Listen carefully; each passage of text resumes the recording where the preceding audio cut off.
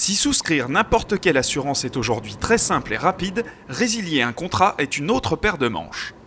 En assurance auto par exemple, les démarches administratives sont parfois longues et compliquées, sans parler des délais à respecter et la lenteur de certaines compagnies.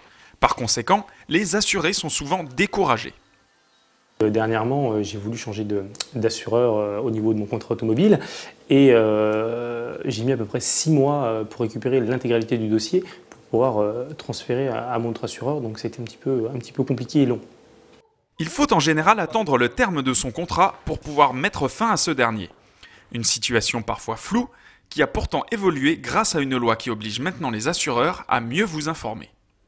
Là, vous avez aujourd'hui un petit avantage puisque votre assureur est dans l'obligation de vous prévenir de la date d'échéance du contrat.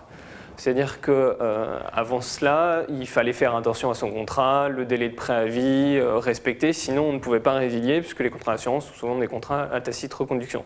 C'est-à-dire qu'ils repartent pour 1 an tous les ans en fait. Aujourd'hui, avec ce qu'on a appelé la loi Châtel, l'assureur doit vous prévenir, donc entre 3 mois et 15 jours avant la date d'échéance.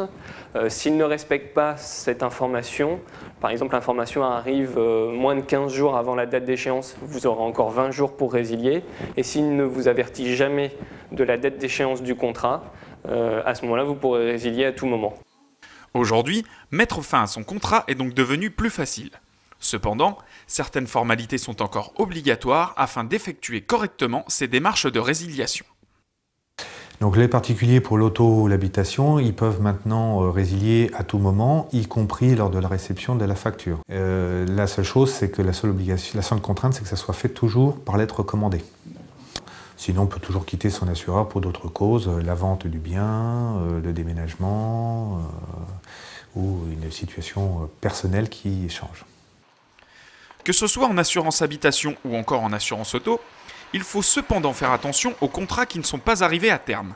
Si vous n'avez pas de bonnes raisons de changer d'assureur et de mettre fin à votre souscription, vous devrez payer votre cotisation jusqu'au bout.